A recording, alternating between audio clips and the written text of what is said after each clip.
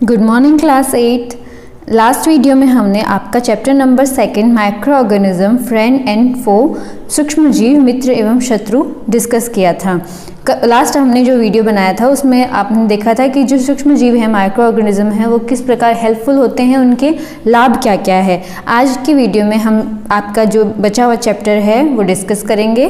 चलिए शुरू करते हैं। हार्मफुल माइक्रो ऑर्गेनिज्म, हानिकारक सूक्ष्म जीव। तो हमने डिस्कस किया था कि किस प्रकार ये अपने लिए हेल्पफुल है, लेकिन क्या इनका कोई नुकसान भी है। क्या सूक्ष्म जीवों से मतलब मनुष्य और जानवरों और पादपों को कोई नुकसान भी पहुंचता है। तो चलिए उसके बारे में बात करते हैं। सूक्ष्म जीव जो होते हैं वो अनेक रोगों का कारण होते हैं। सूक्ष्म जीव जैसे या तो वो रोग उत्पन्न करते हैं या फिर वो कुछ जीव क्या करते हैं, रोगाणुओं का स्थानांतरण करते हैं। मतलब एक व्यक्ति से दूसरे व्यक्ति को वो रोग क्या होता है, ट्रांसफ़र होता है। तो ऐसे रोग जो जैसे जानवर हो गए, इंसान हो गए, उसमें कई पौधों के कई रोग ऐसे होते हैं जो सूक्ष्म जीवों के द्वारा होते हैं।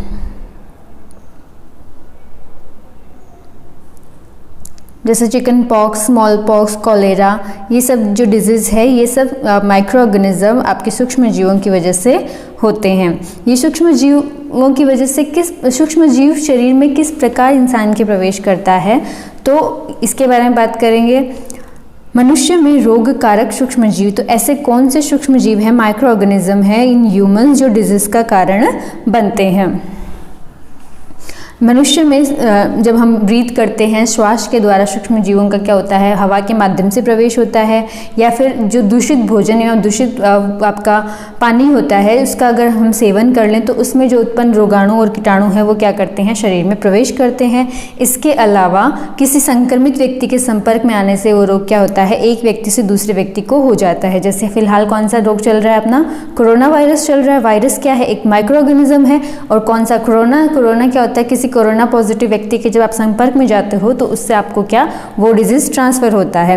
तो वे रोग जो एक संक्रमित व्यक्ति या जीव से अन्य किसी स्वस्थ मनुष्य में प्रवेश करते हैं या फैलते हैं उन्हें संचरणीय रोग या कम्युनिकेबल डिजीज कहते हैं। कम्युनिकेबल डिजीज क्या हो जाएंगे कि भाई किसी संक्रमित व्यक्ति जो पहले से इन्फेक्टेड है उसके जब हम संपर्क में आते हैं तो वो रोग एक व्यक्ति से दूसरे व्यक्ति को ट्रांसफर हो जाता है। सूक्ष्म जीव जो है वो एक व्यक्ति के शरीर से दूसरे व्यक्ति के शरीर में क्या कर जाते हैं, प्रवेश कर जाते हैं। तो ये क्या है, कम्युनिकेबल डिजीज। जैसे नॉर्मल आपका कॉमन कोल्ड, ट्यूबरकुलोसिस या टीबी और हैजा, कॉलेरा, ये सब डिजीज क्या है, कम्युनिकेबल डिजीज है। इसके अलावा कुछ आपके जैसे मक्खियां हैं, मच्छर है, ये किसका काम करती है, रोग वाहक या वेक्टर्स का काम करती है।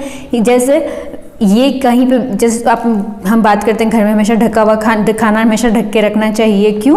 क्योंकि मक्खियाँ जो होती है, जो घरों में मक्खियाँ उड़ती है वो क्या करती है, एक जगह पे बैठती है, वहाँ से क्या करती है, जैसे गंदगी पे बैठी, वहाँ की जो माइक्रो ऑर्गेनिज्म है, जो सूक्ष्म जीव है, उनको अपने साथ लेके उड़ती है और उसके बाद में खाने के ऊपर जाके बैठ जाती है, जिससे जो खाने का सामान है उसमें वो क्या करती है, उस माइक्रो ऑर्गेनिज्म को छोड़ देती है, या वो कुछ माइक्रो ऑर्गेनिज्म वहाँ पे रह जाते हैं जो क्या बनाते हैं, उस खाने को दूषित कर देते हैं, खराब बनाते हैं। यदि ऐसा खाना हम खाते हैं तो हमें अनेक तरीके की बीमारियां हो जाती हैं। इसके अलावा आपने देखा होगा मॉस्किटोज जो होते हैं, एनाफ्लिज हो गया, एडिस हो गया, ये सब क्या करते हैं, मलेरिया और डेंगू का क्या करते हैं, रोग वाहक होते हैं। मलेरिया या डेंगू को एक जगह से दूसरी जगह पे पहुंचाने का काम करता है। डेंगू का मच्छर मादा एनाफ्लिज जो है वो क्या करता है, डेंगू का मच्छर होता है, और एडिस क्या होता है, मलेरिया फैलाता है। तो जो मतलब कम्युनिकेबल डिजीज़, जो ऐसे जीव जंतु हैं जो डिजीज़ को क्या करते हैं, ट्रांसफ़र करते हैं, वो क्या होते हैं, उस रोग के रोगवाहक या कैरियर्स होते हैं। ये सिर्फ इंसानों में नहीं, ये क्या, अब आप पूछोगे ये क्या जानवरों में भी होते हैं, प्लांट्स में भी होते हैं। तो बिल्कुल कुछ डिजीज़ जो है वो जानवरों में होते हैं, जिसका कारण जो होता है वो वायरस, बैक्टीरिया या प्रोटोजोआ, विषाणु, जीवाणु या प्रोटोजोआ जिनका कारण होते हैं। इनका बचाव क्या यही है कि जब हम खांसते छींकते वक्त हमेशा मुंह को क्या रखना चाहिए, ढक के रखना चाहिए, हाथ धोते रहना चाहिए। जैसे कोरोना वायरस से बचने के लिए क्या है, जब भी आप खांसते छींके तो हमेशा मुंह पे हाथ रख के करें, और बार बार हाथ क्या करें, धोते रहें, सैनिटाइज करें, या फिर जब आपको लगे कि आपकी तबीयत सही नहीं है तो तुरंत डॉक्टर को क्या करें, कंसल्ट करें। तो बचाव बेस्ट क्या है, प्रिजर्वेशन है।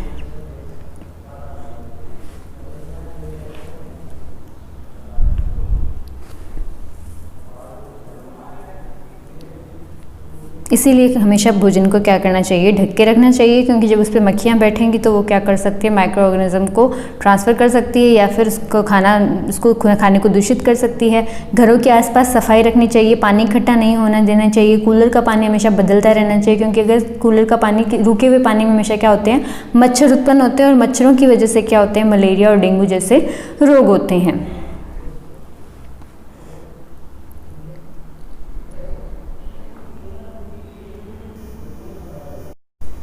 इसके अलावा प्लांट्स में भी है, वो क्या होते हैं, disease cause, some common plant disease cause by microorganism, सूक्ष्म जीवों द्वारा पौधों में होने वाले कुछ सामान्य रोग। टेबल आपकी बुक में दी हुई है, टेबल 2.5 विच इम्पॉर्टेंट, इसमें पादप रोग मतलब जो आपके डिजीज़ इन प्लांट्स है वो इसमें क्या है, सिट्रस कैंकर या फिर नींबू कैंकर, और इसका जो रोग कारक सूक्ष्म जीव होता है वो एक बैक्टीरिया होता है और संचरण का माध्यम क्या होता है, एयर होता है। उसमें चित्र दिया हुआ है भाई, नींबू जैसे खराब हो जाए, येलो पड़ जाए, इसका मतलब उसमें क्या है, बैक्टीरिया है। गेहूं की रस्ट ऑफ व्हीट, तो इसमें अब गेहूं की पत्तियों के ऊपर जब ये पत्तियां फट जाती हैं, येलो पड़ जाती हैं, तो इसका मतलब उस पर क्या लग गई है, फंगई लग गई है या कवक, और इसका कारण क्या है, वायु एवं बीज, मतलब जब बीज में पहले से फंगई लगी हुई हो तो जो प्लांट होगा उसमें भी क्या होगी, फंगई होगी। भिंडी की पीत, येलो वेन मोज़ेक इन भिंडी, ओकरा, तो आप देखा होगा वायरस जो है वो इसका क्या होता है, रोग कारक होता है, कैरियर होता है, और ये एयर के थ्रू, इंसेक्ट के थ्रू क्या होता है, बढ़ता है। माइक्रो ऑर्गेनिज्म क्या करते हैं इसमें, मतलब जब इन प्लांट में लगते हैं और ऐसे ही जिसमें मतलब माइक्रो ऑर्गेनिज्म पहले से हैं, ऐसे खाने को जब हम खा लेते हैं तो हमें क्या होती है, मतलब फूड पॉइजनिंग हो जाती है। फूड पॉइजनिंग से कभी कभी क्या होती है, ह्यूमन की डेथ भी हो जाती है। इसके अलावा ना तबीयत बिगड़ जाती है, बहुत ज़्यादा सीरियस हो जाती है। तो खाना हमेशा ये बचाव ज़रूरी है, और हम ध्यान रखें कि भाई जिन पादपों में ये डिजीज़ है, जिन प्लांट्स में ये डिजीज़ पहले से हैं, उन पादपों को हम क्या करें, खाएँ नहीं। जब आपने देखा होगा एक आम लो एग्जाम्पल के लिए, उसको आप कुछ काट के और कुछ दिनों के लिए छोड़ दो तो आप देखोगे कि कुछ टाइम के बाद वो सड़ जाएगा, उसमें से बदबू आने लग जाएगी, वो खराब हो जाएगा। लेकिन आम का अचार जब हम डालते हैं, कैरी का अचार जब हम डालते हैं तो वो सालों सालों ख़राब नहीं होता है, वो वैसे का वैसा पड़ा रहता है। ऐसा क्यों होता है? तो ये जो प्रोसेस है जिसमें हम खाने पीने की चीज़ों को क्या करते हैं, सुरक्षित रखते हैं जिससे वो ख़राब नहीं हो, ये जो पूरी प्रोसेस है ये क्या होती है, भोजन संरक्षण या फूड प्रिजर्वेशन। फूड प्रिजर्वेशन आपने देखा होगा कि भाई बाज़ार में कई चीज़ें आती हैं जो काफ़ी टाइम तक ख़राब नहीं होती है, तो उसके लिए क्या यूज़ किया, जैसे ना कोल्ड ड्रिंक्स हो गई, हमारा कोल्ड ड्रिंक हम अगर घर पे जूस निकालें और वो 1 या 2 दिन में क्या हो जाता है, ख़राब हो जाता है। लेकिन कोल्ड ड्रिंक्स क्या होती है वो महीनों से ख़राब नहीं होती है, तो उसके लिए उसमें प्रिजर्वेशन का यूज़ किया जाता है। तो भोजन को सुरक्षित रखने की जो क्रिया है वो क्या होती है, फूड प्रिजर्वेशन होती है या भोजन खाद्य परिरक्षण होती है।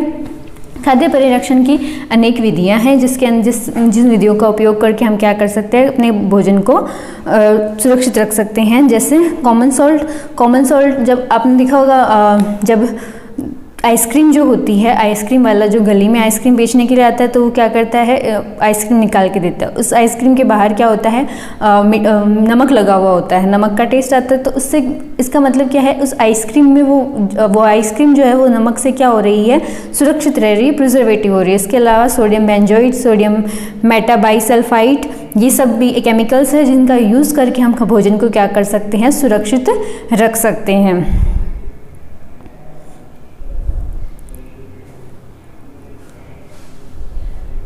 बुक में दिए हुए हैं 4 मेथड दिए हुए हैं, जिसमें by salting and sugar, by oil vinegar and spices, by heating, by refrigerating and freezing. तो चीनी क्या करती है, चीनी जब किसी भी चीज़ में आप डाल दो तो चीनी उसको सूक्ष्म जीवों को बढ़ने से रोकती है।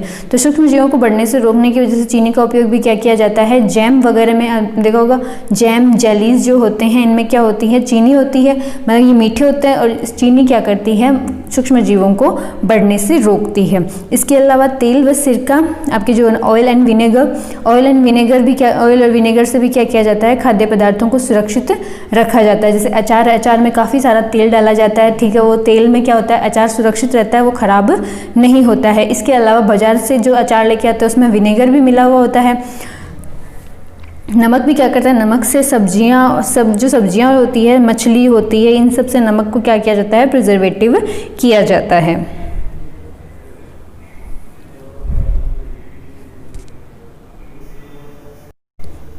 आपने देखा होगा कि घरों में मम्मी क्या करती है, दूध को गर्म करती है, ठीक है। दूध को गर्म करना क्यों ज़रूरी है? हमने देखा होगा दूध को हमेशा उबाला जाता है, उसके बाद में उसको बंद किया जाता है, क्योंकि उबालने से जो उसके सूक्ष्म जीव जो होते हैं दूध के, वो क्या हो जाते हैं, नष्ट हो जाते हैं। और जब दूध में सूक्ष्म जीव होंगे तो दूध क्या हो जाता है, फट जाता है। तो दूध को जब उबालते हैं उससे सूक्ष्म जीव क्या होते हैं, नष्ट हो जाते हैं, और दूध क्या रहता है, सुरक्षित रहता है। तो ये हीटिंग क्या है, हीटिंग एक ऑल्सो मेथड है फूड प्रिजर्वेशन का। तो by heating kills germs, milk at home is preserved for spoilage by boiling. तो एक है कि हाँ भाई, हम बाजार से क्या करते हैं, दूध की थैली लेके आते हैं, वो 2 या 3 दिन तक पड़ी रहती है। ऐसा क्यों होता है कि घर का दूध खराब हो जाता है लेकिन बाजार वाला खराब नहीं होता? क्योंकि जो बाजार का दूध होता है वो क्या होता है, पाश्चरीकृत होता है, या पैस्चराइजेशन जिसको बोलते हैं। इस मेथड में क्या होता है, पहले उस दूध को एकदम हाई टेम्परेचर पे क्या किया जाता है, गर्म किया जाता है, उसके बाद में तुरंत उसको ठंडा किया जाता है, जिससे उसके सारे जर्म्स क्या हो जाते हैं, खुद ब खुद खत्म हो जाते हैं। उसके बाद में उसको पैक कर दिया जाता है, जिससे वो दूध क्या है, काफ़ी समय तक चलता है, वो खराब नहीं होता है।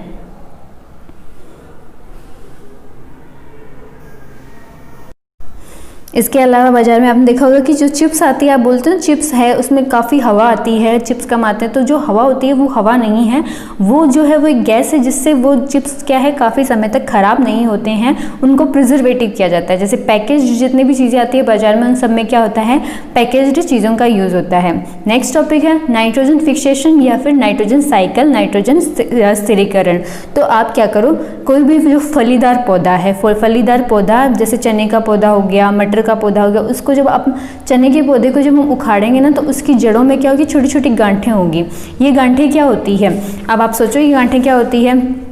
जितने भी फलीदार पौधे होते हैं, आपके लेग्यूमिनस प्लांट जो होते हैं, उनकी जड़ों में राइजोबियम नामक सूक्ष्म जीव पाया जाता है, जो वायुमंडल की नाइट्रोजन का उपयोग क्या करता है, सीधे कर सकता है, और उसको नाइट्रोजन के यौगिकों में बदल देता है। और वो नाइट्रोजन किसके काम आती है, प्लांट के काम आती है। तो जितने भी आपके दलहन के पौधों की जड़ों में क्या होता है, राइजोबियम नामक सूक्ष्म जीव रहते हैं, जो क्या करते हैं, वायुमंडल की नाइट्रोजन को नाइट्रोजन के यौगिकों में बदल देते हैं, जिनका उपयोग प्लांट क्या करती है, सीधे करती है।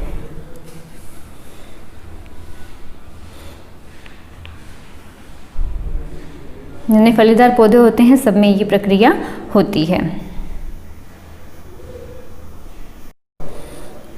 नाइट्रोजन साइकिल की बात करें तो नाइट्रोजन, आपने देखा होगा वायुमंडल की जो नाइट्रोजन है उसका परसेंटेज 78% है वायुमंडल की नाइट्रोजन का, और ये 78% वायुमंडल में सदैव बनी रहती है। तो इसका मतलब ये थोड़ी ना है कि हम नाइट्रोजन का इस्तेमाल नहीं करते, हम नाइट्रोजन का इस्तेमाल करते हैं, लेकिन ये नाइट्रोजन सदैव स्थिर बन के रहती है।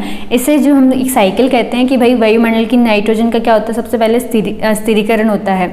स्थिरीकरण की अलग अलग प्रोसेस दी हुई है कि जब कहीं एक तो राइजोबियम क्या करता है, सीधा उसका उपयोग करता है। एक जो बाय लाइटनिंग है, जब आकाश में लाइटनिंग होती है तो नाइट्रोजन किस में कन्वर्ट हो जाता है, नाइट्रोजन के यौगिकों में कन्वर्ट हो जाती है। ये नाइट्रोजन के यौगिक क्या होते हैं, वर्षा की बूंदों के रूप में धरती पे गिरते हैं, और प्लांट्स उनका क्या करती है, उपयोग करती है। पौधे उनका क्या करते हैं, नाइट्रोजन का उपयोग करते हैं। ऐसे पादपों को हम क्या करते हैं, खाते हैं, या फिर प्लांट खुद ही क्या करता है, जब उसमें रिएक्शंस होती है तो प्लांट से आधी नाइट्रोजन क्या होती है, NO2 के रूप में बनती है और वायुमंडल में रिलीज हो जाती है। तो इस तरह जो टोटल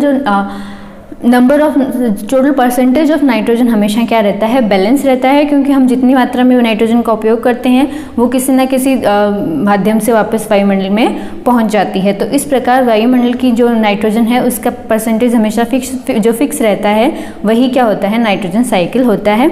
ये चैप्टर आपका कंप्लीट हो गया है। Thank you so much.